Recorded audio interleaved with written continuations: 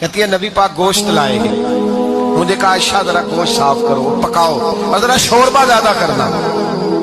کہتی ہے میں نے وہ گوشت لیا، صاف کرنے لگی، میں نے کہا حضور شوربہ کیوں زیادہ کرنا ہے، مہمان آنے والے ہیں،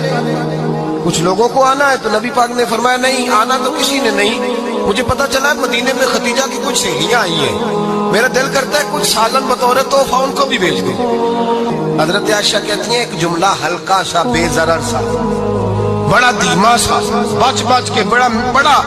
اپنے آپ کو محتاط کر کے، میں نے کہا یا رسول اللہ صلی اللہ علیہ وسلم آپ خدیجہ کا ذکر بہت کرتے ہیں، حضور وہ تو عمر میں 15 سال بڑی تھی۔